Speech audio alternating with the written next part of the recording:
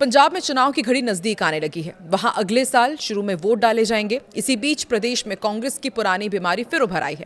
अब कांग्रेस की इस बीमारी का सीधा फायदा बीजेपी को होता दिख रहा है। बीजेपी अपनी राजनीतिक जमीन मजबूत करने के लिए 2D और 2T रणनीति पर काम कर रही है। इसका बड़ा फायदा आगामी चुनाव में भी देखा जा सकता है। तो पंजाब कांग्रेस में मचा घमासान बीजेपी के लिए कितना फायदेमंद है, आइए समझते हैं इस वीडियो के जरिए। नमस्कार, मैं हूं आकांक्षा और आप देख रहे हैं न्यूज 18 का डिजिटल प्लेटफॉर्म। पंजाब में विधानसभा चुनाव अभी कुछ महीने दूर है, लेकिन सियासी हलचल बेहद तेज हो चुकी है।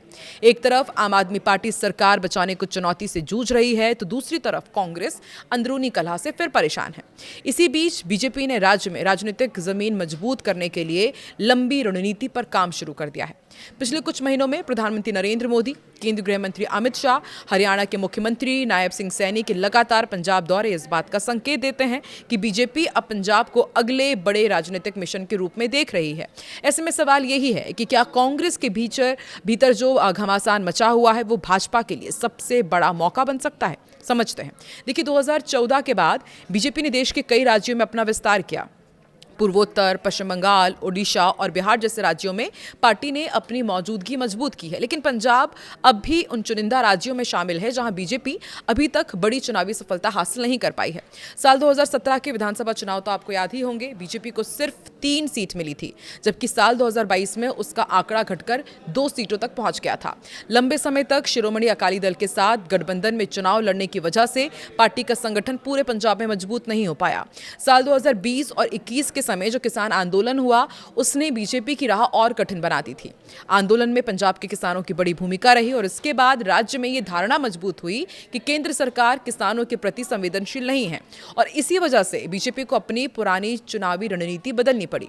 अब पार्टी केवल राष्ट्रवाद या फिर 1984 की दंगों जैसे मुद्दों पर निर्भर रहने की जगह सामाजिक और स्थानीय समीकरणों पर भी काम कर रही है। पंजाब कांग्रेस इस समय पूरी तरह एकजुट नजर नहीं आ रही है। प्रदेश नेतृत्व को लेकर खींचतान, वरिष्ठ नेताओं के अलग अलग बयान और संगठनात्मक असहमति लगातार सामने आती जा रही है। और राजनीतिक एक्सपर्ट्स भी ये मानते हैं कि यदि कांग्रेस अपनी अंदरूनी कलह को जल्द नहीं सुलझा पाती तो इसका सीधा फायदा मिलेगा बीजेपी को, क्योंकि विपक्षी वोटों का बिखराव हमेशा तीसरे दल के लिए मौका पैदा करता है। बीजेपी की रणनीति भी इसी संभावना को ध्यान में रखकर बनाई जा रही है। और दरअसल भाजपा ये चाहती है कि कांग्रेस और आम आदमी पार्टी दोनों कमजोर हो, ताकि वो खुद को तीसरे विकल्प से सीधे मुख्य विकल्प के रूप में स्थापित कर सके।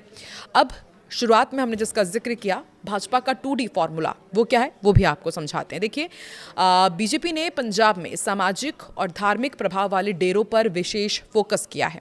इसे राजनीतिक हलकों में 2D रणनीति कहा जा रहा है। पहला D है डेरा। प्रधानमंत्री नरेंद्र मोदी ने गुरु रविदास जयंती पर जालंधर के बल्ला गांव स्थित सचखंड बल्ला डेरा पहुंचकर संत निरंजन दास का आशीर्वाद लिया था। इसका साफ संदेश रविदासिया समाज तक पहुंचना था, जो पंजाब के सबसे प्रभावशाली दलित समुदायों में गिना जाता है। दूसरा बड़ा केंद्र है राधा स्वामी डेरा ब्यास, जिसके प्रमुख गुरिंदर सिंह ढिल्लों को प्रधानमंत्री नरेंद्र मोदी से कई बार मुलाकात करते हुए हमने देखा है। तीसरा प्रभावशाली केंद्र डेरा सच्चा सौदा है, जिसका मालवा क्षेत्र में बड़ा प्रभाव माना जाता है। बीजेपी की कोशिश है इन धार्मिक संस्थाओं के प्रभाव वाले मतदाताओं तक अपनी पहुंच बढ़ाने की।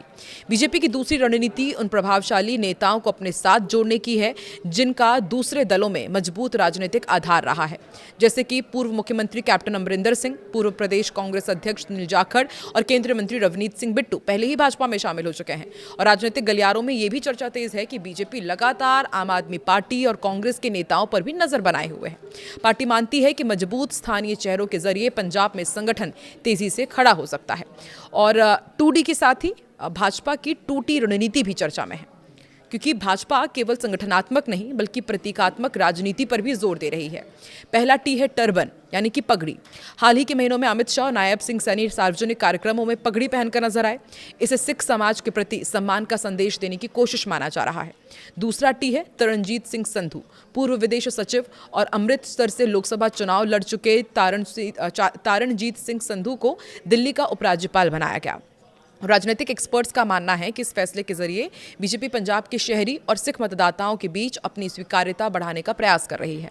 तो ऐसे में एक और सवाल जिस बीच उठ खड़ा हुआ है, पंजाब में जिस तरह से समीकरण बिगड़ रहे हैं कि क्या अकाली दल और बीजेपी फिर साथ आ जाएंगे। हाल ही के दिनों में बीजेपी नेताओं का शिरोमणि अकाली दल के प्रति बदला हुआ रुख भी चर्चा का विषय बना हुआ है।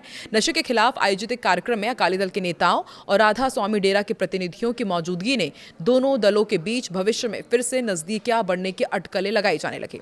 यदि दोनों दल एक साथ आते हैं तो पंजाब की चुनावी तस्वीर पूरी तरह बदल सकती है। बीजेपी के सामने चुनौतियां भी कम नहीं है। आक्रामक रणनीति पर बीजेपी काम तो कर रही है, लेकिन उसके सामने कई बड़ी चुनौतियां हैं।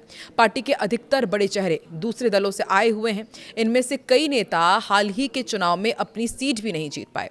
ऐसे में केवल दल बदल करने वाले नेताओं के भरोसे मजबूत जनाधार तैयार करना आसान नहीं होगा।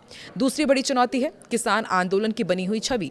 इसके अलावा पंजाब में आज भी बीजेपी का स्वतंत्र संगठन कांग्रेस, आम आदमी पार्टी और अकाली दल जितना मजबूत नहीं माना जाता है। तो क्या अब भाजपा अपने आप को वाकई तीसरे विकल्प के रूप में सामने रख पाएगी? और जिस तरीके से किसान आंदोलन का नुकसान पंजाब में भाजपा को उठाना पड़ा था, कांग्रेस में जिस तरह से टूट चल रही है, सरकार बचाने की कोशिश में आम आदमी पार्टी जुटी हुई, क्या इसका फायदा वाकई भाजपा उठाएगी और क्या इसका असर विधानसभा चुनाव में देखने को मिलेगा? क्या लगता है आपको? कमेंट सेक्शन में जरूर बताएं।